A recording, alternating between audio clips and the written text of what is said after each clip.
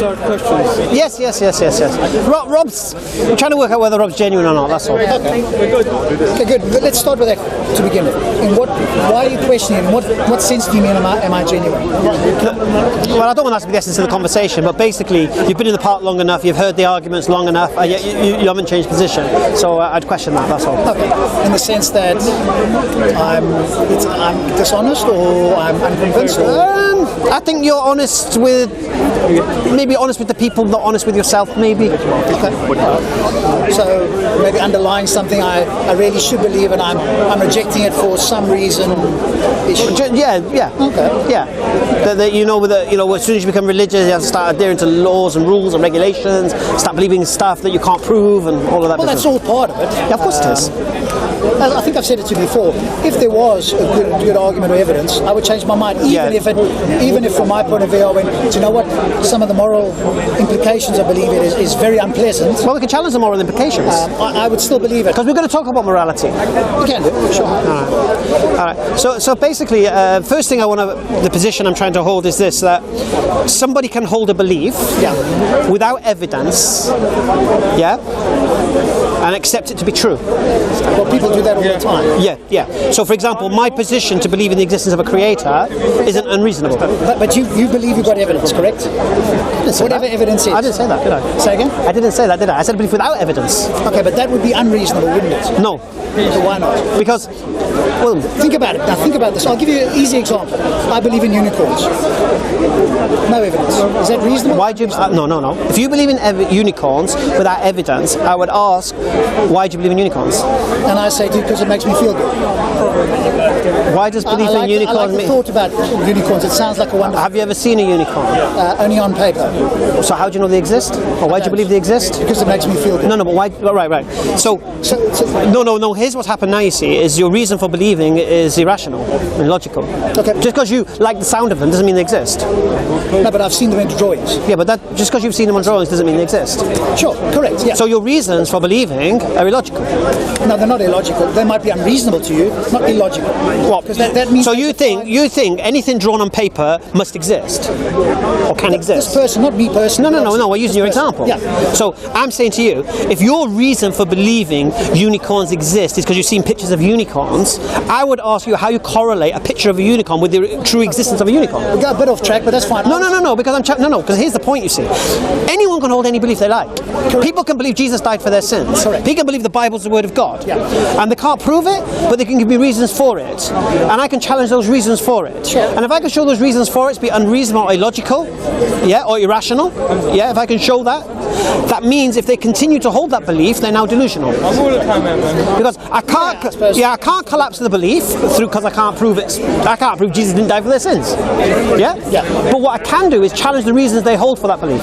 Yeah, absolutely. And if they say because of the Bible, I'll say, why do you believe the Bible? Or the Bible says the Word of God, why do you believe it's the Word of God? And it will completely collapse by they come to the end of it. All right. So you can hold any belief you like. I agree. Believe in unicorns? I'll challenge you. Why do you believe in unicorns? But originally you said you can hold a belief with no reasons, and I said a belief can, without evidence, can be believed, and can be true. I'll give you an example. I'll give you a prime example. I've used this example earlier with where'd he go? That geezer. I said, look, I've never proven my mum is my mum. I've never had a DNA test to see whether or not she's my mum or not. But I believe she's my mum. Right? And I have reasons to believe she's my mum. Yeah? So, at the moment, it's only a belief. No, but you got reasons. You said you got reasons. I have reasons. Yes. So, it's a belief still. It's not. I've got no evidence. Got no proof. But reasons can have evidence or not, correct? No, because the only way I can prove she's my mum is a DNA test. Correct. But you've got other reasons. Yeah, but that doesn't prove she's my mum. I can say she looks like me. Well, that's subjective. I can look at the birth certificate, etc. Birth certificate could be forged. Yeah, sure. Yeah, could have been switched. Forget that. I could have been switched to the hospital. She didn't know. For example. Yeah. So what I'm saying is, as it stands right now, I can only believe my mum is my mum. Sure. I can't say I know she is. But you have the opportunity. It is available to you. Okay. But I haven't. No, but that's fine. So as it stands right now, it's only a belief. Yeah. But that can turn to... No, it can do. Now, if I do a DNA test, and she's my mum, that will prove she's my mum. Correct. If I don't do a DNA test, she's still my mum. You will still believe she's your mum, yes? No. The fact will be she's still my mum. What fact? If I do a DNA test and she's my mum. Yeah, now there's a fact. No, there's the evidence for it. Yeah, what is the fact that she's your mum? The reality. But you just said you could have been switched at birth, you might not be a mum. No. So, No, but if I do a DNA test and she's my mum, yeah. that means if I didn't do the DNA test, it doesn't change the fact she was my mum. I see what you're trying to say. You're trying to say basically that whether even if you didn't do a DNA test, she still could be your mum. No. If I did a DNA test, Yeah. that would prove she's my mum. Yes. If I didn't do a DNA test, that wouldn't change the fact she's still my mum. It wouldn't change the fact. Maybe I couldn't prove it. No, but there isn't the fact there then. Well, Because what are you going to give me as a fact? okay. The fact is, if I do the DNA test and she's my mum, Yeah. and I don't do a DNA test, that doesn't change the reality that she's still my mum, even though I haven't proven it. No, but it does though. It doesn't. Okay, because you're saying So you're saying to me that if I do a DNA test, it proves she's my mum. Yes. All right. And I don't do a DNA test, then she's not. no. But what I'm saying is that it's a belief. You at the It's a moment belief. you believe. Agreed. The moment you do a DNA test, you could say, "I know it's my mum." No, I can prove she's my mum. Yes. I know. Well, even then, I can still. I don't know whether they made a mistake. No, but then it's. Then the DNA test could be an error. Okay, but now you're going into what we call radical skepticism. This is what I'm saying to you. Whether it happens, Don't go there. Don't go there. No. But the point here is this. The principle is this. Whether I believe my mum's my mum. Yeah. I'm fine with No. that. Yeah. But whether I prove it or not, I believe she's my mum based on reason. Yeah. Yes. Right. Now those reasons are my rationale. Yeah. Do you understand? So my belief, without evidence, can still be true. Yeah. It can be, yes. Right. But it could also be false. Yes. Yeah. Cool. That's fine. Yeah. Yeah, that's not the issue, mate. That's not the point. The point is this: can a belief without evidence be true? And the reality is yes, it can. It can be. My question to you, that which obviously before we started. What would your reasons be? So if somebody brings you a belief and they haven't got a reason, because that's what you said, yes? No. You said a belief could be true without reasons. Well, no, I didn't say that. Belief without evidence. Okay, so what is that? So the example is this: if someone believes in something, but they cannot prove the thing they believe in is true Yes. with empirical, observable, testable evidence, that doesn't mean what they believe is false. No, it doesn't. It could be that it's true. It could be true. Could be true. Yes. Okay. Therefore, a belief without evidence could be true. It could be. Now, the only way you can test that belief is to test the reasons for that belief. Sure. Yeah? Yes. And if those reasons are illogical, you can then say the belief is false. Yes, you could. So say the belief is I'm illogical. confident in telling a Christian that his belief that the Bible is the Word of God is false. Okay, that's Yeah? obviously- Because yeah. the reasons they're claiming it's the Word of God collapse. Okay, that's obviously your position. Yeah, that's fine. Yeah. To give you an example. So So that's my stance. Yeah, I believe can be true without evidence. Yes. Right. I want to add one extra thing for you. Sorry? I want to add one extra thing for you to think about, Go on. which is the scale of the claim. So if I say to you, I don't tell you any more information, I say I've got a dog at home. Are you going to believe me or not believe me? I have no reason to. So you could have a dog. That's a reasonable belief claim, Right, go on. even without evidence. If I say I've got an invisible dragon at home that sits in my backyard, what would you say now? I would challenge your belief. Yeah. But more than likely you would go, I don't accept it or I don't believe the dragon. I have no issue with that. So the extra thing you just need to consider is the nature of the claim. Right. As the claim's extraordinariness goes up, so we need to scale our... Yeah. Such as a creator of the universe or an uncaused universe. Correct. Yeah, agreed. So that becomes, the burden of proof is more on you if you're going to present it to everybody else. I can't challenge your belief and go, hey, Hamza, your belief, wrong. You believe what you believe. But if you say to me, Rob, here's what I believe, and I want you to potentially believe it for X, Y, and Z reasons, now I'm going to... Or I can ask you why you don't believe it. You can. The burden is on you, but I'm happy to give reasons. No, the why. burden is on me if I'm going to prove it. If you're going to present it to me as true and say, hey, But we just had this discussion earlier, that the tools you use, the naturalistic understanding, which is what you are, isn't it? Use naturalism to understand things, the natural world. Yeah, yes. Right. Certain things, yeah. Now, then, according to what I know, you can correct me if I'm incorrect, science cannot be used to prove or disprove the existence of God. I don't believe so. Okay. No, you can challenge that, I don't mind. Yeah, let's try that. Has God at any stage, as far as you're aware, interacted in the natural world in some form? Caused it. Say again? Caused it. No, but after the cause. So while humans have been on Earth, has God interacted in the natural world? Yes. Okay. The moment God interacts in the natural world, that's the claims that we can test. So that's the part that I would say we can test. Right. I can't test outside the universe from a naturalistic point of view, but I can test, or we could in principle test, anything where God has intervened. Can you prove God hasn't intervened? No, but that's a negative claim. No, but that's a claim. I can't prove that God. So you wouldn't make that claim, would you? Because it's possible that God has intervened to an Eskimo in the Greenland that nobody else knows about. So Right. I can't No, of course you can't. Of course you can't. So you wouldn't make that claim. I understand that. All right. So what I'm saying to you is this: science only deals with a natural explanation. Yes. Natural reasons. It won't go to the metaphysical. No, but as long as God interacts in the natural world, in principle, we can have a look into that through a scientific. No, but there's no way to test that. Sure there is. How are you going to test it? So give me an example of something that God's done in the natural world. What sort of interaction has God had in the natural world? All right, let's say causing the flood of Noah. Okay, so do you think that in principle science can test whether that happened? Yeah. Okay. No, can it? Yes. How? Through geological studies, etc. Well, because some people claim that it's the big one in America, that big meandering area in Arizona, Grand Canyon. Some people think that Grand Canyon was caused by the floods. Oh, yeah, but I'm not interested in that. No, but it's a claim. No. But you can't deal with that claim. I'm dealing with my Islamic claim, isn't it? See, we believe as Muslims that the flood is local rather than worldwide. Oh, do you? Okay. Yeah. We don't have this localized to Noah and his region. We don't believe in this idea of a whole world being wiped out. Okay. But in principle, we could test that in some way. I don't see how you could. Through geology, paleontology. What, you can test whether or not there's been a flood and what caused it? No, not necessarily what caused it, but has there been a flood? No, but the whole point is the cause.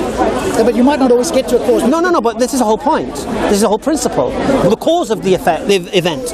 Okay, so if it's an extraordinary... Let's say there was a worldwide flood, just for example. Yeah. Or not worldwide flood, but a flood in this scenario. How could you prove the cause of that flood was naturalistic or not? If your model is only geared up to deal with the natural world, you can only accept a natural explanation anyway. Okay, so I would ask you questions to ascertain, is this something that could be supernatural? In other words, your local flood, how tall was the water from... No. You just asked, has God interfered in the natural world? Yes. And I've said, yes, for the flood. Yes. Right. But you cannot prove either way. Because your model, your tool you're using only accepts natural explanations. But it doesn't consider metaphysical explanations. But it could. But it doesn't. It could. But it doesn't. Because science is built on a natural explanation. But God intervening in the world becomes a natural... No, but that's the point. But if you look at a flood, you're never even going to contemplate God did it. Why? Because you're only looking for a natural way it could have occurred. Not necessarily. I'll give you an example. So your flood, if we could measure in some way that the flood reached the top of... I mean, you can't measure in some way. How are you going to measure that? I'm giving it to you in principle. So by rock... No, but let's deal with the realities, because we're dealing with realities here. We're dealing with what's happened, yeah? So you asked me, has God interfered, as in, has he done this thing? And I said, yes. So you don't have the tools to determine how such a flood occurred. You don't have the tools. But of course we do. We've got the scientific method. What your claim is, you are... But your scientific method does not take the metaphysical into account. But as soon as the metaphysical dips his finger into the... No, but you won't even consider a metaphysical dip in a finger. Now you're talking about philosophical naturalism. That's not my position. I'm a methodological naturalist, which means if there was overwhelming evidence that in fact Well, there is no evidence that a finger dipped in. In principle, Hamza. Just differentiate between practice and principle. In principle, if the water levels, if we could demonstrate in some way, I know you're going to say, oh, we can't. If in some way we could demonstrate, for example, example, that Noah's Ark was on top of the buildings, now I'm going, okay, what's the most reasonable explanation here? Could it have been a flood in that area or a global flood? Right. That's a reasonable. Now I have to postulate that. I can't say, it's impossible. Right. That's all I'm saying. So methodological naturalism says it's possible that a God can intervene. I'm not saying it's impossible. So your model, your tool does allow for the metaphysical. It allows for the metaphysical to tip his finger in, and for me. No. It allows for the existence of the metaphysical. Yes. It's not really. Yeah. It's not like I know God doesn't exist, but I've said that too many times. So all right, alhamdulillah. Yeah. So that's not the natural. That's not scientific model. Yeah, but science was still used within it. No, because science is based on the natural, not on the supernatural. Yes, but science only works on the natural, which is what I'm saying. Right. Yeah. So the science doesn't take the supernatural into account. Well, you're taking it into account. I'm saying it's in principle it's possible. You go. I think we're no. What I'm saying is this. Unless I'm wrong, I don't mind being corrected. From what I know of the scientific model, it only takes into account a natural explanation. Now, if you're only taking into account a natural explanation, that means you're dismissing supernatural altogether. Okay, so there's I think where our differences. Maybe we can agree to disagree. But what I would say is science goes to the edge. Let's call it the edge of the universe. I can only empirically look at what's inside this bubble we call the universe. I can't look outside. So when you say metaphysically, are you talking about what's outside the universe, or I'm talking about things that cannot be explained by the natural understandings. Okay, but my position is as long as it happens in the natural world, in principle it could be explained. That's all I'm saying. And it could be explained in theory by some kind of supernatural. Look, explaining it is one thing, but look, for example, if there was a flood, all right, science will automatically take a natural view of it. It will start that way, yes, that's the most reasonable position. Alhamdulillah. But if there was something unusual or amazing that had happened at that flood... and then they say, don't know. That may or may not be. No, but that's the case, because you did it yourself. When it comes to the origination of the universe, rather than consider the metaphysical, you'd rather say, don't know.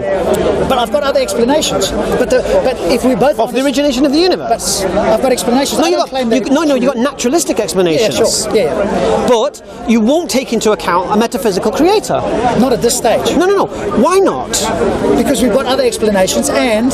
Why are your other explanations, which go against all the natural explanations... They are actual natural explanations. Really? Give me a natural explanation for the origination of the universe. One is inflationary theory, one is conformal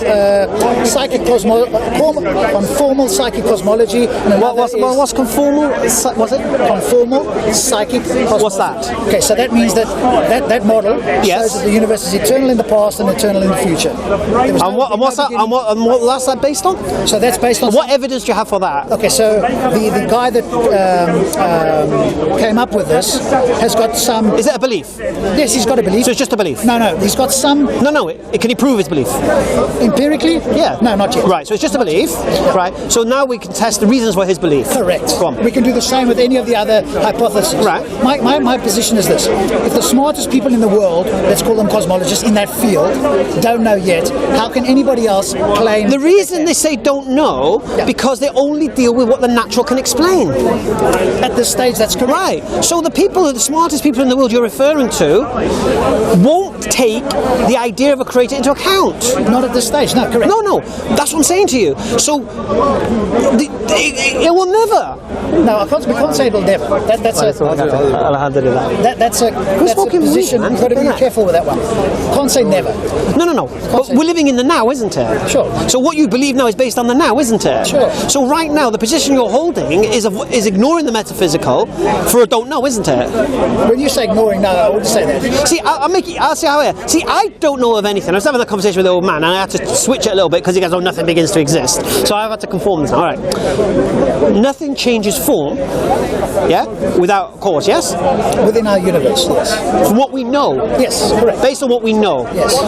So, and the universe changed form. Okay, that we don't know for sure. We don't know. We don't know. What about you? What do you believe? Okay, so at this moment in time, believer. I will say You're a believer. Do you believe the inflationary model seems to be the most plausible. So do you believe the universe changed form? From a singularity to what we have? Depends what you mean by change form. Change form from one thing to another. If it rearranges change particles, then probably yes. That would be a way of thinking about it. Right. And can anything happen without? Can that happen without a cause? Not in that model, no. But there are other models. No, anything you know of. No, nothing that we know. So you don't know of it, right? So you don't know of anything that changes form to something else without a cause, yeah? At this moment in time, yes. And I would caution. But we're living in this moment in time. Yeah, but I would caution you with two things. One is our intuition and our knowledge is extremely limited. The very small and the very big. So at quantum mechanical level, things happen. No. And the same at the universe. So we've got to be careful not to extrapolate what happens here outside. No. What we're going to do is very, very simple. We have to ask the question: do we know of anything that changes form into something else without a cause to do so? Not within this universe. Right. We don't know of anything then, yeah? In this universe. Right. So now we've already accepted now that you believe in the inflationary model, which means the universe was at one point singularity, whatever that form was. Yeah. Okay. Yeah. And became the known universe today. Yeah. So that requires a cause now, according to your standard. Yes. That model. Right. Exactly. Yes. So my point is this: what's that cause? Don't know. Okay. Right. Okay, but on that model, they have got a. Now what? All right. Now what's the natural understanding of that? Okay, so the natural understanding of inflation. Of what caused it? Yes, yeah. So the multiverse is the cause of. No, that's not your model. It is part of the model. It is. So. Or you believe in the multiverse? That model has got the multiverse built into it. You believe in the multiverse? It's a possibility. No. Well, Rob, I'm not going to argue someone else's thing here. If you believe in the multiverse, I'll deal with the multiverse. If you're not believing in the multiverse, don't use it for your state of the argument. I've said I don't know. No. Do you? I'm not asking do you know. I'm asking do you believe? It's a possibility. No. That's not the question. I believe it's possible. That's the way I give it to you. Do you believe? Look. Do you believe in the idea of an unlimited amount of universes, or do you believe this is one universe that originated from a singularity? So, if I believe in that model, then I would believe in. No, which model do you believe in, Rob? Hamza, you keep asking me the same thing. I've said to you, nobody knows for sure. No, but you have a model you're following. You've asked me. No, I'm not following a model. I'm saying to you, this is the most plausible one that I've heard. Right. That's all I'm saying. Right. So, according to your... You want to say something, you keep wanting to do something. You have got he's not going to win. I'll win. No, he's very smart. If you want, after him. Sure, after him. Let me finish with it. Yeah, no problem, man. You can step in, I don't mind. If you have knowledge of cosmology and all that business, feel free. I'm a scientist. Oh, Allahu Akbar. Good. I've also got a scientist friend as well, so it'll be good for the two of you to debate. No. We'll bring the scientists in a minute, yeah? When I run out of science, I'll bring you in, my brother. I've got my buddy as well. They bring Phil, he's here, yeah, I've seen him. Not today. Was he here today? Yeah, but I had a discussion with Phil, and Phil's agreeing with me. What does he agree with? Watch the video. Okay. I haven't seen that video. With Phil. It was when I dealt with, first of all, Ansar, then it was the professor looking geezer, and then it was Phil. He was number 3. How long ago was that? On your channel? I'll have a look. I'll have a look. All right, so basically, so what we're saying is this: I can only deal with what you believe, isn't it? Because we deal with your belief here. But I've said to you I don't know. No. I know you said you don't know because you're only taking naturalistic explanations. But yet you've also conceded that the universe, if it follows a model that you think is most plausible, it requires a cause. Yes. But you don't know what that cause is. So the model predicts that the cause would be the multiverse. Right. So if I believe that model and it had a beginning, in the sense. Well, no, because there are people who believe in that model but don't believe in the multiverse. Okay, but there's very few of those. So, really? Yeah, because we went to go and interview them. Does Stephen Hawking's believe? No. But I have to. No, because you talked earlier about the greatest minds of science and whatever. Okay, but don't go with Hawking's.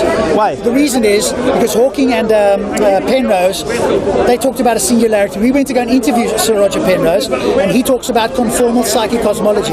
That model has no singularity. It doesn't have a beginning. I didn't say Penrose. I said Hawkins. Yeah, but they did that. They did the study together. So this was the discussion I had with Hawking. No. But I'm just asking the questions here. Sure, I'll ask you and I'll tell you. So you concede the universe requires a cause, isn't it? On that model, it has a version of a cause. Yes. Right, but the natural explanation is a multiverse, yeah? Yes, that's what they're driven to. Is there another one? For that model, I don't think so. Not What's the camera, bro? Camera's better. Camera. That one, I'm not aware of another cause. So no. Right, and do you believe in the multiverse? You don't need to say, do I believe in it? That question is difficult for me to answer because I would say if inflationary theory is true, then yes, I would believe believe in the No, but do you believe in a multiverse? I don't know, Hamza. I mean, I know you keep asking me. I don't know whether that's true. If that model, which is plausible, had a beginning, then the multiverse... No, but then see, look, if you don't believe in the multiverse, don't be afraid to say so. No, but that's part of the model. Right, I'm not asking to prove it, I'm just asking, do you believe it? Okay, for the And the word belief is synonymous with, do you accept it? Are you convinced by it? Do you trust it? Do you have faith in it? And if you don't, just say you don't. Things, I'm not sure, but for the sake of the argument, I'll say I believe in it. Because I don't want you to agree because it suits you what you're trying to prove. I want to know, you know what I said about honesty? Yeah. I want you to be honest here. Of course. I don't come here to be dishonest. No. But the point here is this: you kind of indicate and have implied now that you don't really believe in M theory. You kind of implied that, and now you're saying I'll accept it because it. Well, I'm not an expert in theory. So No. But look, you've implied you don't accept it. You don't believe it. what is M theory? What do you understand? Multiverse idea about these bubbles, universe exploding, contracting, and all that business. Yeah. No, but I'm saying that's the. That's the. Yeah. But do you accept that model then? I'll accept that part of it. I don't want you to accept it just for the sake of argument, you see. I'm not interested in that. Okay, so I'm talking to Rob here. I'm not talking to somebody who's... Do you understand? I want to know what you personally believe. What's your social condition and what's brought you to this... Because you know why? You can't prove what you believe. Yeah, agreed? Sure. Right. So you have reasons to believe what you believe. So... That's why I asked about the M theory, the multiverse idea. Do you believe that? If you believe that... I believe it's plausible. What more can I say to you? You want to push that a bit more than that? I'm not sure what more than that. That's a plausible explanation. Is it the only naturalistic explanation? No. What's the other natural explanation for the cause of the universe then? Okay, so the other one is that it's eternal in the past and the future, and the other one is... Do you believe that? That's a possibility. No, do you believe that? I don't know which one. No, I'm asking what you know. I'm asking what you believe. I don't know what I believe about... Can it be eternal? All right, let's make it easy for you. Can you be eternal in the past, eternal in the future, and have multiverse? No, those two are contradictory. Contradictory. Yes. So if so they're both what? So if you accept that, you can't accept that. So whichever model's true, if we find... I'm not asking what model's true. There will be a... You don't know what's true. You can't prove it. Each model has its own explanation. Right. Yeah. So what I'm saying is this: which model do you believe to be true? I'm asking you to prove what you believe. I'm just asking you which one you believe. I think inflationary theory is the most plausible. No, inflationary theory is the first part, Big Bang. Yes. We're talking about the cause of this now. Yes. Now you give two theories. There's only one with that. Yes. Two theories. You give M theory? So two theories. Oh, sorry, forgive me. So you're saying there's no other naturalistic explanation for the Big Bang? I'm saying that's the most widely accepted. No. Yeah. So what's the other naturalistic explanation for the Big Bang, other than M theory? Okay, so it's the eternal universe. No, that's not inflation. That's not. It still does. It's still. Oh, sorry. Explain the eternal universe to me. So Roger Penrose's one model goes basically like this: there's been universes in the past, and they continue on, and he calls it eons. So what they do is they do this, they dissipate, and it comes back together and starts. What's the difference between that and multiverse? Okay, because there's only one universe. It's linear. It's not like all over the show. There's only one universe. The line goes up and down. That's it. So the line is infinite. One universe in the past. We call it one universe. Right. And infinite in the future, and there's one line. Right. The multiverse is like bubbles, and from that multiverse, this universe can come into being. So that model goes with inflationary theory. So the two models. Right. No, I understand that. Yeah. Okay. So you have these two. So these two theories can't be together. Yeah. No. If one's true, then. So which one do you believe to be true? At the moment, the inflationary theory is more likely, more plausible. There's more data that points in that direction. Like I thought they're both inflationary. You just said. You said they're both inflationary. No, one is called inflationary theory, the other is called CCC theory. So what's CCC? That's conformal psychic cosmology. That's the linear. That's the linear one. Yes. So, and you lean towards the M theory. The inflationary theory is what I call it. Why? Because inflationary theory has more observational data and mathematics that make it plausible. Not guaranteed, but plausible. Give me an example. The microwave background, negative gravity, gravitational. And how does that differ from the other one? How's it different? How's it different from CCC?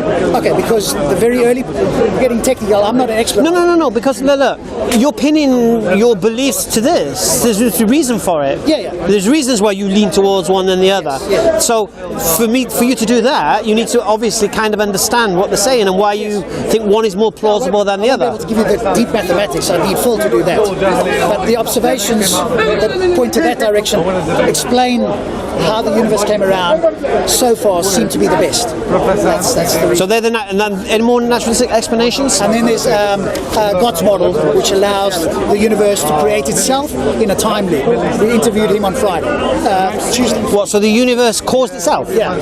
Now, to everybody standing here, go, that's impossible. No. I'm just asking. Yeah. I would never say it's impossible. I would ask, why would you believe that?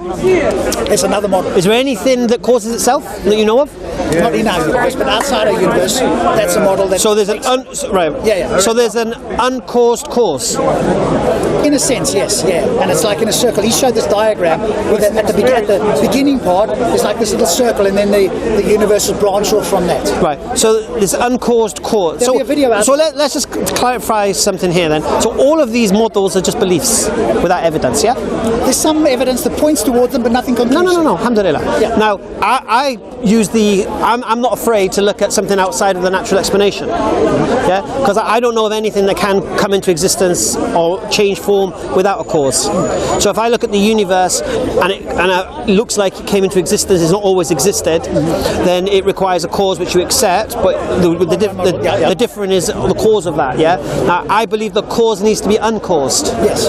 Yeah? So if we have an uncaused cause of the universe, yeah, then the question is that cause of the universe conscious of what? I know we've had this discussion before, and I don't really want to go there again. Anyway, is it a conscious cause, or is it like a mechanical cause? And I explain these definitions to you. Yeah, I'm not that familiar with mechanical, but there's probably another technical term for it. Yeah. But basically, by conscious I mean, it's not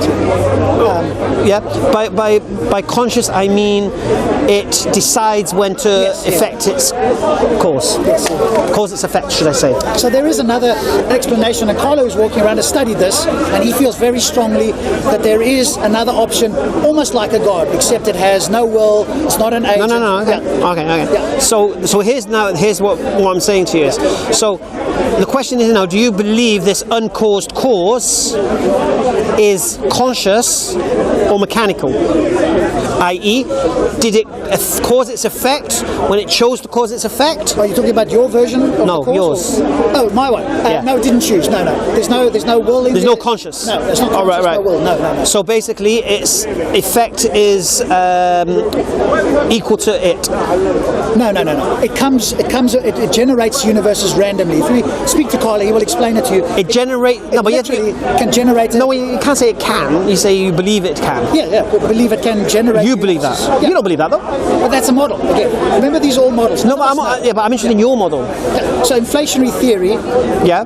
In fact, that's a good point. Inflationary theory predicts the multiverse, but another option could be exactly this: the quantum vacuum, right? Which can bring a universe into existence, right? When you say uncaused, it'll bring it into existence. Doesn't require mind, and it happens randomly because of the quantum fluctuations. Right. And so it's how it can happen. Yeah. So again, all these are just for me is multiverse of the gaps in my experience. Sure. Anyway, from what I can see. Okay. So basically, where you can't explain something, you create a theory that could be true or not. Okay, but here's the difference. Go on. Here's the crucial difference. Go on. We can, and hopefully will, falsify the theories, because only one can be true. So what do cosmologists do? They go, here's a lot of data that shows us something happened.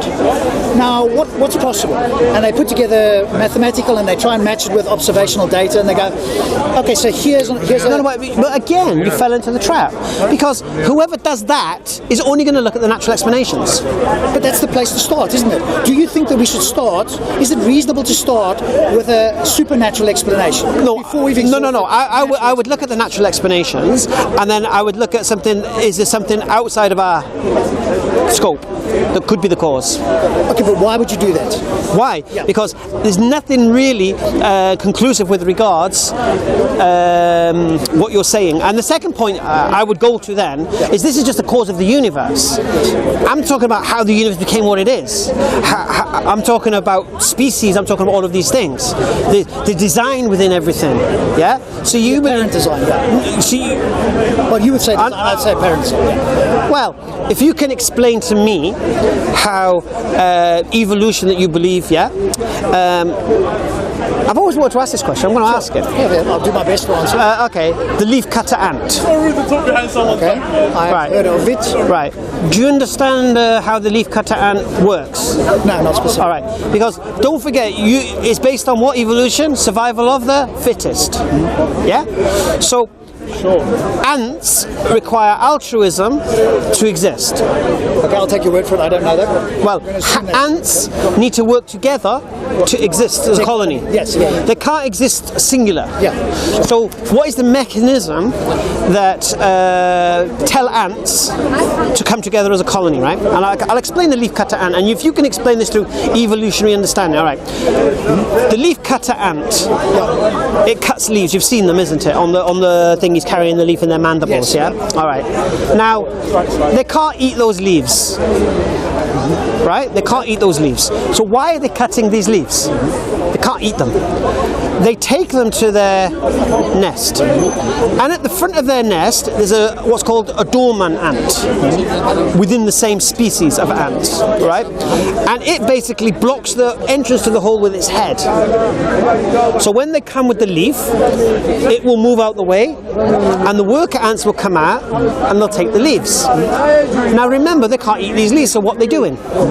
These leaves get dragged into the nest, where they get taken to another ant from the same species, where it chews up the leaf. Now it has a special zinc or something in its jaw, and it turns the leaf into like a mush. Then the worker ants come, they take the mush, they go to a chamber within the nest, which is not too hot, not too cold, which is a perfect temperature, and they spread this mush on the floor. And then what happens is a fungus grows on top of this mush, and then they harvest the fungus and they feed their young with it. Okay, that's quite intricate, yeah. So, subhanallah. Now the question is this: how does evolutionary survival of the fittest explain that? In the sense of, how did a sterile universe, create a situation where you have a colony of ants, all one species, all have different roles, all have different abilities, and yet if they didn't exist in that colony, they would be dead. Sorry, sister. They'd be dead. Yeah. Because why? If there's no one cutting the leaves, if there's no dormant ant, they get raided. If there's no one chewing up the leaf, all right. How would you explain that? I'll have to look that up. That's an interesting story about how the ants come. I'll go look that up and see. Well, what's the current explanation? I'll give you a counterexample, if I may. Well, not a counter. You're going to give me the snowflake or something. No. Ice cube or something. There's another interesting one with these Sorry, sister. Japanese not bees. What the biggest stinging thing? Hornets. Hornets. These big Japanese hornets. The jeweled one. Yeah, have you seen them? They're huge. They're about this big. They go into colonies, and 20 of them can decimate a colony of 100 million bees. They just because they're impenetrable. When they came to Europe, they were decimating colonies everywhere. The ants couldn't, the bees couldn't survive. In Japan, they can. How did they do it? When this wasp comes to the hornet comes to the nest, they surround the hornet and they start beating their wings and moving at high speed. And they generate heat, and they actually kill this thing through heat. And I was reading a little bit about this, and that's the evolutionary evolvement of these bees. No, that's different. You see, okay. You see, these ants had to have this job from the word go. That's how they survived. An ant on its own couldn't survive. Okay. The whole colony survives by each doing its job within that colony. Now the question is this: how from a sterile universe do you get this colony of ants, all with their jobs, all with their unique abilities, from nothing? When you say from nothing, I mean... From a sterile universe. Yeah, but obviously the universe isn't sterile, is it? Oh, you say the universe contained life before it exploded? Not before it exploded, but once it exploded. No, once it exploded... There was the potential for life. No. That means there was no life before it exploded, yes? So when it inflated, you mean there was no life? No. Before it inflated, there was no life. After it inflated, life appeared. Correct, yeah. From where? From the interaction of the particles. Do you know that the reason... No, life, we're talking about life here. Yes, I'm saying to you. So from the interaction of particles. Do you know Go on. that you and I couldn't be here except for stars exploding?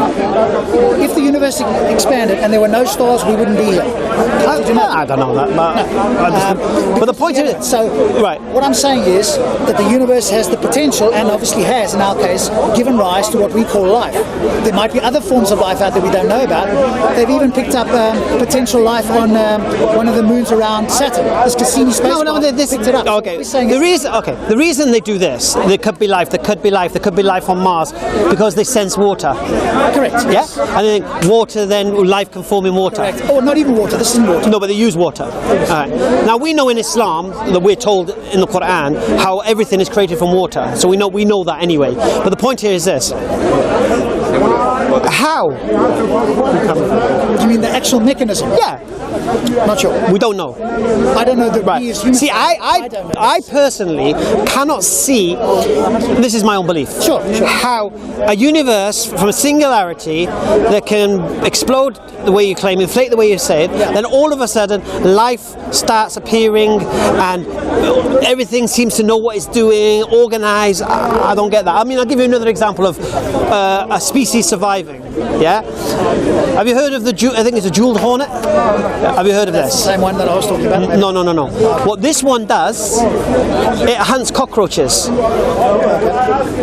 Yeah? It hunts cockroaches. And the first thing it does, it cuts their antennae, which reduces their flight reflex. Yeah? So the cockroach then becomes immobilized. They then paralyze it and drag it to their nest. They then put it in their nest, and this cockroach now cannot move. It doesn't have the ability to run. It's done. And then this jeweled hornet, or jeweled wasp I think it's called actually, lays its eggs in this cockroach. Yes. And then it goes out, fills in the burrow, and leaves. When the babies hatch, they start to eat the cockroach. But the way they eat the cockroach is in a way that will keep the cockroach alive the longest. So they won't go for its, the essential organs or whatever is that a cockroach is. Yeah, they will know how to take a cockroach apart without killing it quickly. Without killing it quickly. Now, how did that happen? Because if they didn't have that ability, the cockroach would die straight away. The young wouldn't be able to survive. Yeah, because the cockroach will start to rot. Okay, but it's possible they could have evolved another mechanism. So that's just one. No. I'm just giving examples. And then the other one I'm interested in is the spider. There's a spider has two web mechanisms. Did you know that? It has one web. It casts to catch flies, and it has another web. It casts when it wants to metamorphose into something, to get bigger or whatever, shed its skin or whatever, and it's not sticky and whatever. All right. This particular wasp, nasty these wasps, right? It lays its eggs in the spider. It paralyzes it first. It then mind controls the spider and tells the spider to spin the web that it uses itself to metamorphose or to grow, and then the young of the wasp cocoon in this thing, and the spider protects them until they hatch. Is the spider still alive and it can move? Or? The spider's fine. The spider's been mind controlled. Yeah, it's been injected with something that tells it to spin the web to house the. They're in its body and they hatch. Not in its body. Oh, just in the web. Gotcha. And then the spider protects those cocoons because it's its web. Then obviously when the wasp hatch, they kill the spider. Yeah. But the point here is this again.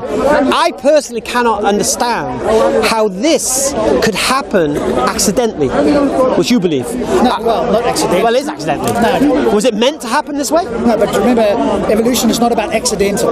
It's about Was it deliberate? random mutations and say again? Was it deliberate? No, it would have been influenced by its environment. So essentially, No, but it has to be influenced from it has to happen from day one, or it can't survive.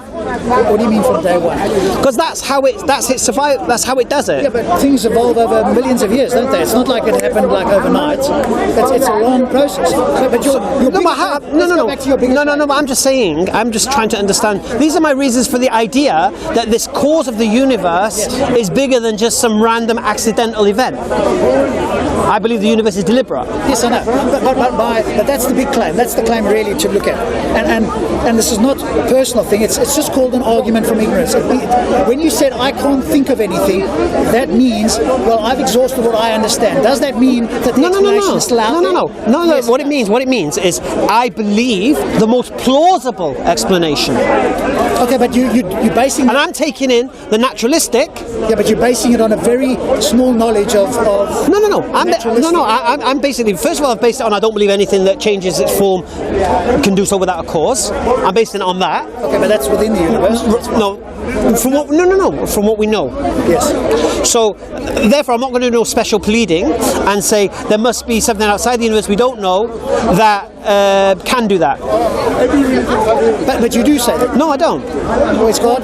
No. I believe what I understand God to be is the uncaused cause. Yes.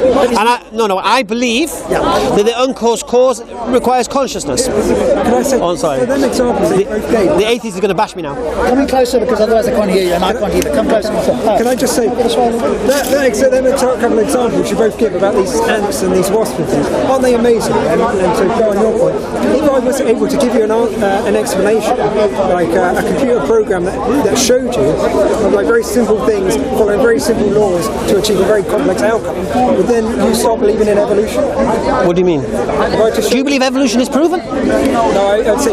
No, but first of all, do you believe evolution is proven? I think it's a brilliant idea. No, I didn't ask about your ideas. And I think it's got a lot of... I didn't ask about your subjective opinion. I said you believe it's proven. Yes. Which model? Like I say, if you get... No, which model of evolution is proven? Simple things. No, which model? Yeah, 6 models. Oh, okay. I don't know the name of them. But which model you believe is proven then? Because there's 6 models, and they can't all be correct. So which one is correct? According to you, is proven. Because then there wouldn't be the models. It would have proof. What are the 6 models? No, I'm asking you. You're the one who says it's proven. You're the one who believes it, so you should know the answer. This is your belief, not mine. Evolution, right? The basic idea. That's I jumped in and asked him something. No.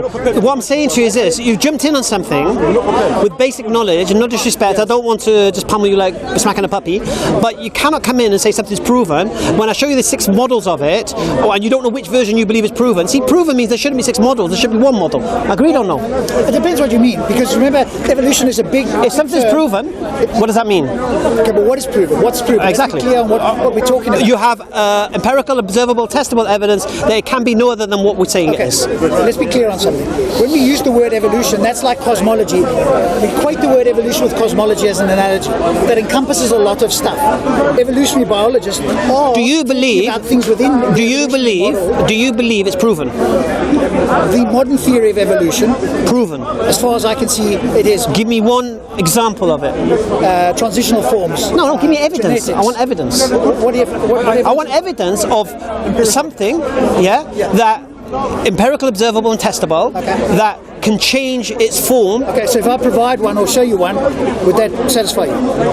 I could accept your model as Go plausible. and have a look. No, And before we get too carried away, I as a Muslim have no issue with adaptation, yeah? Do you accept that, yeah? So I'm curious as to why Muslims, because I see Sabur was one of them. Some Muslims now are claiming we accept evolution 99%. The only thing we don't accept is that humans evolved. Okay. But everything else. First thing, I can't defend Sabur. I don't know what he said. Okay. But what I'm saying to you is this: adaptation through survival of the fittest. Yeah. I have no issue with it. It doesn't. If species evolved over millions of years, I believe a species can adapt to its environment. can it evolve? I don't believe a species can become a separate species. Yeah, but that's a key, I don't think I believe that. Key part of evolution. Yeah. Is that proven? Can you give me one example of a species becoming another species? Yeah. So we can show you the transitional forms. No. You're just going to show me bones and tell me what it is. You're not going to prove it, are you? Okay, but that's not good enough for you. No. If all the evolutionary biologists, paleontologists can show you that here was one. Show me what? Here was one animal, here was another one, and here's something that looks like both of them. No. You have to prove to me that that animal became that animal. What sort of proof would Any animals that are in transition form at the moment? what proof would suffice for you? Because you're saying proof. I don't think there is any proof, mate. Unless you can show me something now, that is, or something that you know of that has been observed. Okay, but that's not how evolution works, is it? No. Of course it isn't. That's why you can't prove it. Okay, but it depends what you mean by proof. Proof means If you're looking it for a cannot have a live- Okay. Proof means you have empirical, observable, testable evidence that it could not have occurred any other way, Okay, so that's which he believes. Yeah. Okay, but Hamza, the standard you've just used there now, we can't prove anything in the world. Your standard has now become... Not my standard.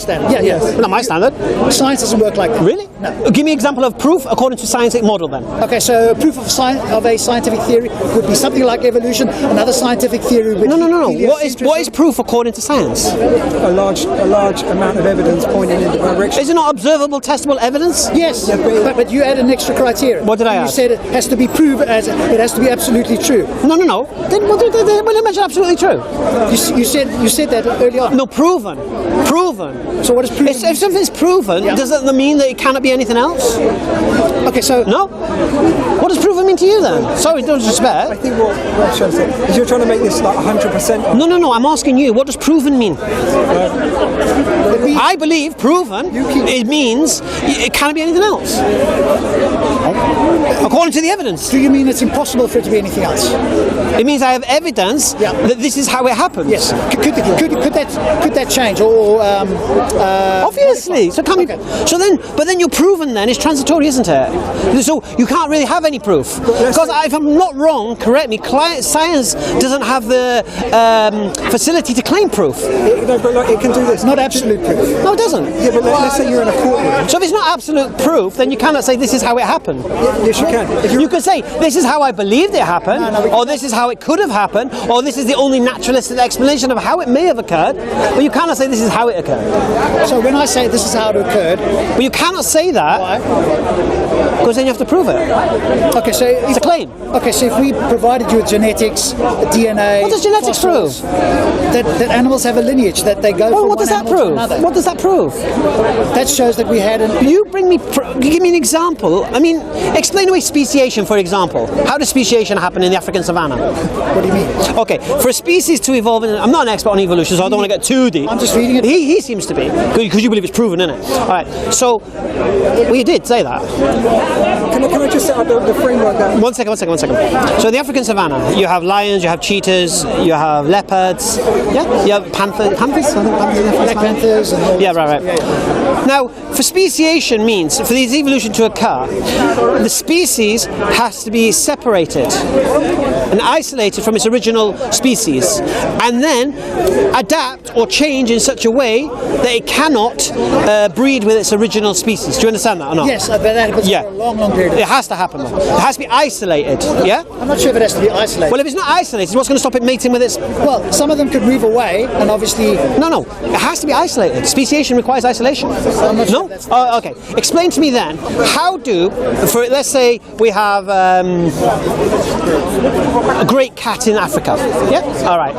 And it starts to adapt to its environment. So let's say we're talking about a lion, and it starts to adapt to its environment. If the whole species, listening, if the whole species become another creature, that's just adaptation. Yeah? If for it to occur, speciation means that a portion of them have to become something completely different to what it was originally, so it cannot mate with it. I don't think it does mean that. What? I I don't think it does mean that. Where do you get your understanding of speciation from then? Why not just the ether? Well, if they didn't isolate, Yes. then if they carried on mating with each other, Yes. where's the Defining barrier of Yeah. speciation. Well, it could be many things, couldn't it? We could just make it up. We could just say this species is defined by having these traits. However, No, it but also interact with this. no, but you're saying that for it to change, Yes. it has to be away from its original. Yes. So in the African savannah, Yes. how do we have so many species of big cat? For it to be true, what you're saying is they would have all have had to be separated from each other. No, because you're making it so that species can't mate with each other. No, but that's true evolution. Says who? It's not then. What do you mean by that? It's not true. Well, how do you understand evolution then? Did you say why don't I? No, how do you understand it? Well, how I understand it, simple things undergo simple processes to create a complex outcome. What's the difference between evolution and adaptation? No, adaptation is a subpart of evolution. Right, so they react to their environments. Yes. Right? So if they're reacting to their environments and they're all in the same environment, why are they all reacting differently? Because some of them exploit different resources, different ways of surviving. But they're in the same place. Yeah, but that place has very complex. And they're all the same species. So how can you have distinct lions, distinct panthers, distinct cheetahs, distinct leopards? Yeah? It means there needs to have been a separation from the original species for that to occur separately. Yeah? Well, actually, let's say there was. Otherwise, how are you going to get all these defined species within the same area? I was going to show you. Let's say you had like two different types of berries, but one type of herder, the cattle of the berry, and then the very strong cattle eat the very nutritious berry. The weak ones eat the other ones. Over time, the weak. Sorry, two cattles. No. One whole cattle group. Cattle group. Species of cattle. Right, and there's two types of berry. Two types of berry. One is nutritious, one is Half nutritious. right. So the cattle that eat the nutritious one do what? They're the strong ones. So the strong ones eat the good berries. Right. And then some of the one cattle would eat some of that berry, the other berry. Yeah? Right. Then some of them would change so that berry could be consumed. Or they'll just die. No, but like I said, it goes over millions of years, doesn't it? So it's very subtle things over millions of years. Right. So what would happen over millions of years with these cattle? You would find that one cattle. One cattle? Oh yeah. You're saying the whole group would move in that direction. No. Listen to me. First of all, I don't make the rules up. Let's clarify that. I'm not making up the rules of speciation here. I'm explaining the models here. And for one species, and correct me if I'm wrong, do research please, because I'm not an expert in evolution. I wish the Boer was here, man. He'd give it on lockdown. Where is he? Just grab him for me a second. You probably show I'm wrong, actually. Leave Sabor.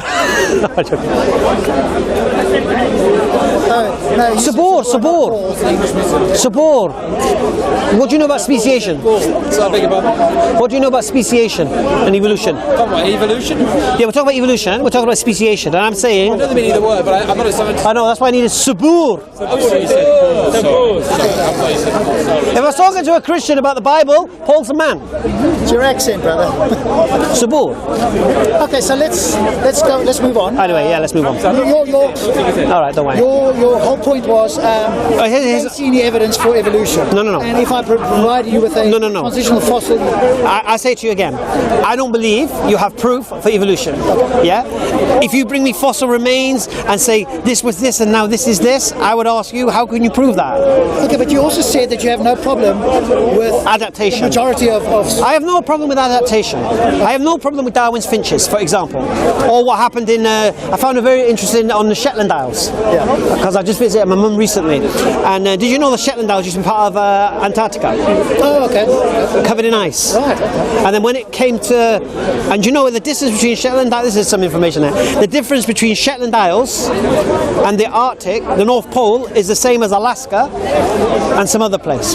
But because of Between the two of them. the distance to it, Oh, okay. Yeah. but because of the Gulf Stream, the warm sea, it cools the land. So what happened there in the Shetland Isles It came covered in ice. Ice melted. Yeah. So it broke away, I guess, or moved away. Yeah, broke away. The ice melted, and then what happened? Spiders floated in the wind, and seeds came off the. And each island had it was like basically they called it. It was like the Galapagos of the north kind of thing. Yeah, quite interesting. Now I have no issue with that. See, I believe Allah in His wisdom allows for that. I don't believe the Creator of the heavens and earth couldn't have that facility. That the creatures He created could learn to adapt in their environments and adapt to the environments and the change within the environment. There was that one case about the elephants in Africa where they were getting hunted for their tusks, and then all of a sudden the babies started being born without tusks, for example. So they were no longer hunted. Now I don't believe an evolutionary mechanism, unconscious cause, some kind of said, you know what, make sure these babies don't have tusks so they won't be hunted. Why would you not believe that? What mechanism is there for that? So that would be evolutionary pressure, because obviously they're getting hunted, and so they would know the reason. They would know. It's not like they will physically. No, I'm trying to understand this principle. So you're saying that, I mean, if this is what you believe, it's what you believe. So you're saying the elephants somehow, if what you claim is true, is that they were hunted for their tusks, then over a period of time they stopped having tusks. So the hunters wouldn't come. Yeah. What's your claim? That God? No, I have no issue. No. I'm just giving an example. Right. The naturalistic explanation is what? There would be evolutionary pressure, because otherwise they become extinct. Right. So the tusks are no longer needed, and therefore. And there's no intelligence behind that. When you say intelligence, there would be a biological. What biological? So basically, you're saying the biological makeup of the elephant would know it's being hunted for its tusks. In a sense, it's called teleonomic. In a sense, teleonomic is what we call that sort of. So just to repeat that, change. The biological makeup of the elephant will know it's being hunted for its tusks. Yeah, but you use the word no. It's like a conscious action. It's not a conscious. No, of course, you believe it's subconscious, unconscious. Like a biological action. So it's a biological action. It's like the finches. It's like the finches, isn't it? You accept that the finches changed their beaks and did whatever they. No, because that was to survive. Yeah. They realised they needed longer beaks or whatever it is. But to actually remove something because it's being hunted, I find that harder to understand. What's that word you used?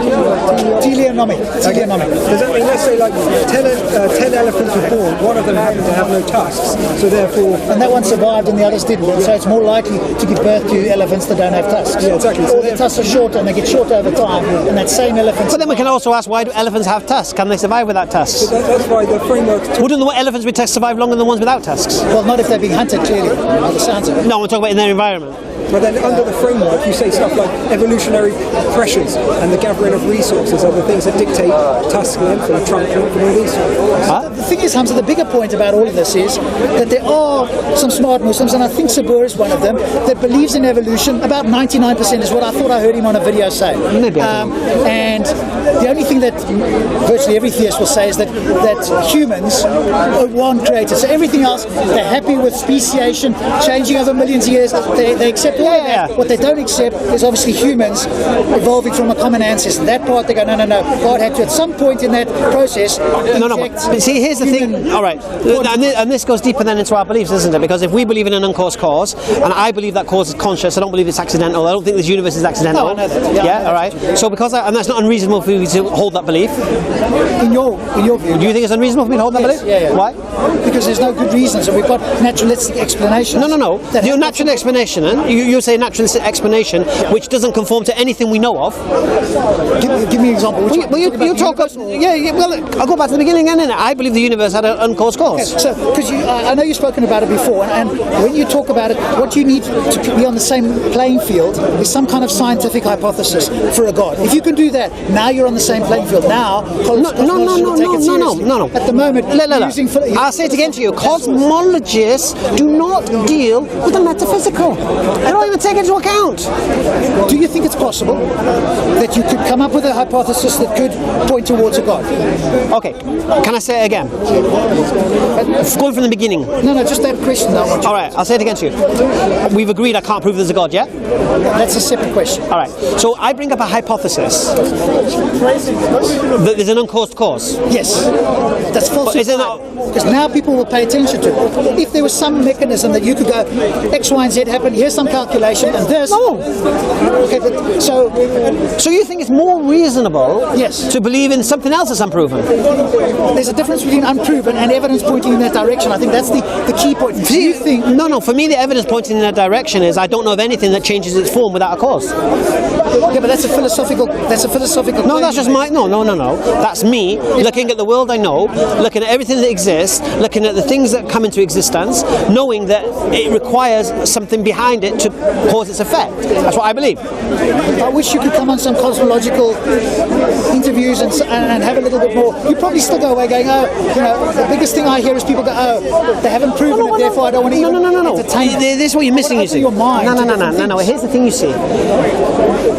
My reasons are bigger than just a subjective opinion like yours, all right? I believed in the idea of a creator because of when I looked at the world and around me, and I believe this couldn't have happened. That's my own belief, right?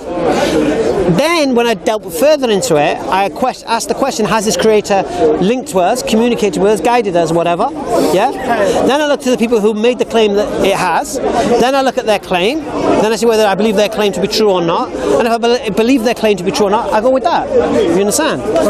So, I'm a Muslim today because I believe the claim that Muhammad, peace and blessing upon him, was sent by this creator that exists. I believe that. Oh, I know you do. Right? Otherwise you wouldn't be Muslim. Yeah, sure. Exactly. But I didn't need Islam to believe in a creator, though. I believed in a creator 2 years before I was a Muslim. Yeah, I accepted that, but I was agnostic. What sort of creator did you believe in? At that point, I didn't believe in man-made religion. I didn't believe in this personal idea of a God.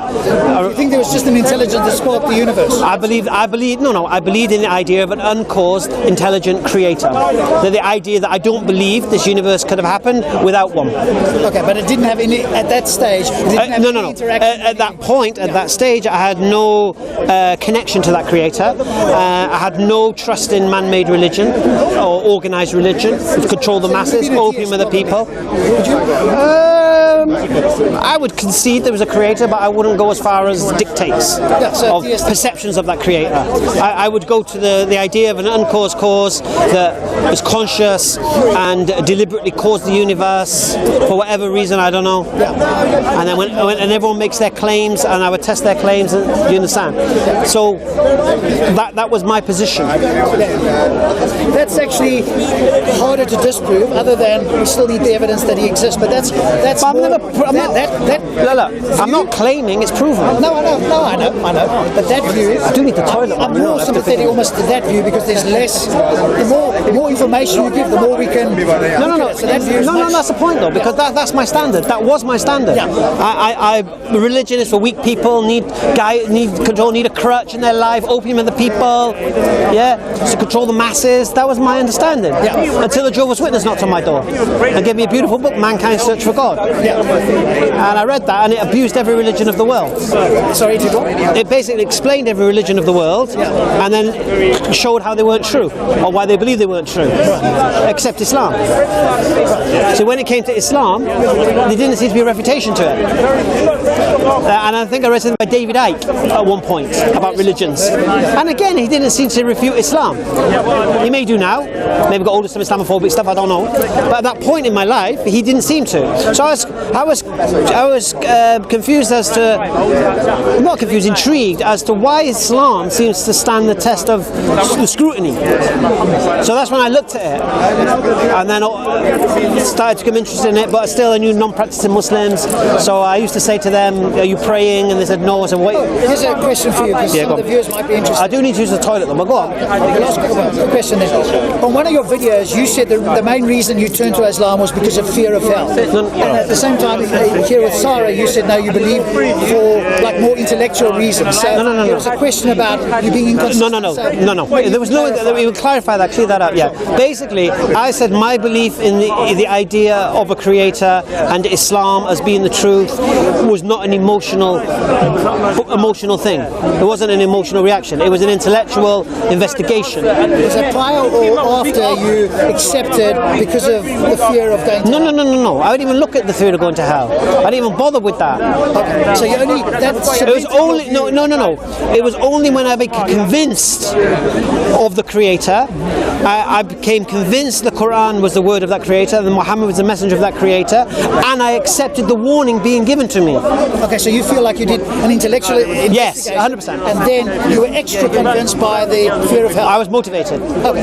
No, I was motivated by the punishment that God put there as a motivational tool for man to move away from it and to go towards the worship of God. And like I said earlier, worshipping God, obeying Him, follow His guidance, live a beautiful life, free from all the poisons you're subject to. Well, those people who choose to. But No, I'm not interested. Of course, I appreciate that you might avoid those poisons.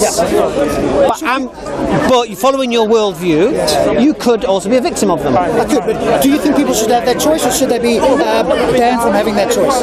If you ask me the question, should my children have the choice to listen to me or do their own thing? At some point they're going to do their own thing, correct? No, but at this point in time... No, but let's not talk about children. Talk about adults. No, well, let's start with the children. Why do I tell my children what to do? Because you believe that you're telling them the right thing. We all do. No, I do it for their benefit. That's what you, Right. We all say the same thing. Right. Yeah. They might not comprehend why I'm telling them something, but the reality is, it's for their benefit. So, prime example, tidy your room. Yes. They might not understand it, and I'll say, look, if you don't tidy the room, you're not going out. If you tidy your room, I'll take you to the cinema. Motivate them that way, yeah? Yes. Now, I'm not telling them to tidy their room because I want to reward or punish them. I'm telling them to tidy their room because it's for their benefit. Because if their room becomes messy and untidy and dirty, they might end up with mice and flies and whatever. Now, they might not comprehend the consequences of having an untidy room. Yeah? But I can comprehend it. Yes.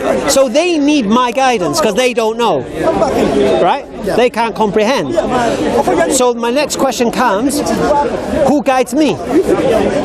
Who tells me the things I can't comprehend? Who tells me what's good for me? Who tells me what's bad for me? Can you not work that out for yourself? How can I? Why can't you? Okay. You've got critical faculties, you can look at the world. I look at the world. Okay. I'll give you an example. I look at the world. Yes. I look at alcohol. Yes. I see people having a good time. Yes. My government tell me you can drink it. Yeah. So is that a good thing? Okay, so if I brought you an article next time we speak that says that 1 glass of wine a day is actually good for you or better for you than having no alcohol, what would I say? What would you say to I that? would say that in Islam, the Quran says about even though there's benefit in alcohol, the harm is greater. Okay, but if I brought you... Just move just slightly over here. Come over here, we won't hear a thing. There's a lot of space over there. Come on. We just won't hear a damn thing. Trying to prove a point. You want to go to... Oh, yes. Yeah. So But if you say that to me, I already know that. okay, do you know that there's a scientific study that shows that 1 glass of wine is beneficial? But I just said to you, the Quran says the same. But what you said in the Quran, if I understood you correctly, is that there can be benefits and detriments, and detriments outweigh. It says even if there is benefit in it, the harm is greater. Okay, but what I'm saying to you is that the potential scientific study is that there's benefits outweigh the harm of it. And if that were true, and I could bring that and present that to you, unfortunately, you can't. Why not? Okay, if you're saying to me that the health benefit of a glass of wine outweighs 1 glass, outweighs A&E on a Friday and Saturday night, drunk drivers, and all of this business. 70% of people in prison are intoxicated or on drugs when they did their crime. If you're saying it outweighs that, I challenge that.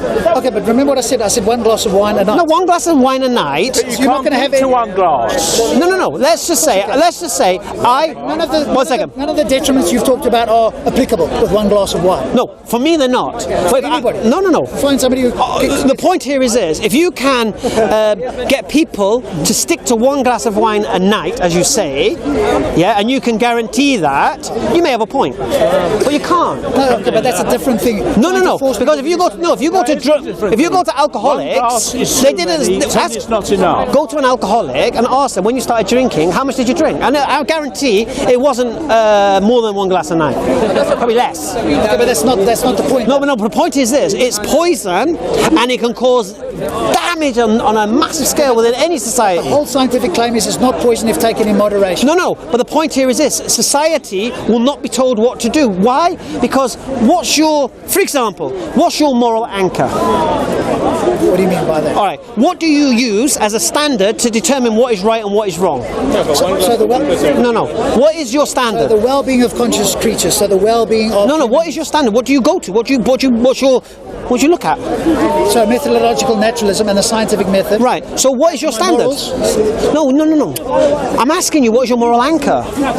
What is it you can go to and say to him, you're wrong because of this? Okay, good. So the reason I could go to him and say it's wrong is because what I consider the yardstick is the well-being of conscious well-being of conscious creatures, the worst possible misery for everybody. Right. And we can move on and continue. All right. Okay. So you're saying now, so according to your yardstick, alcohol should be completely eradicated in society? No, but that's... Yes.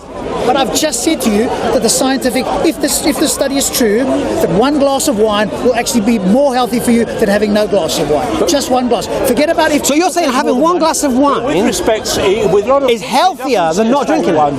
Say again? So it's healthier? Correct, yes, yeah. So if I Right. now, that's a study, that's a potential study. And I'll say to you again, as I've said, the Quran tells me that. But I know it won't stop at one glass of wine with everybody.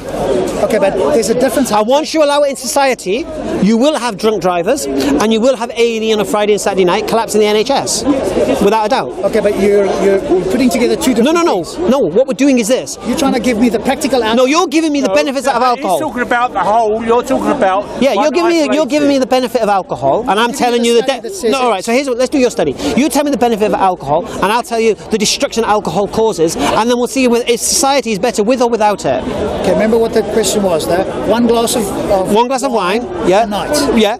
So you're saying 7 glasses of wine a week. One glass of wine a night. Yeah. Right. And you're apparently has benefits, heart benefits. Right. Yes. So you're saying that you think in a society everyone should only drink 1 glass of wine a night?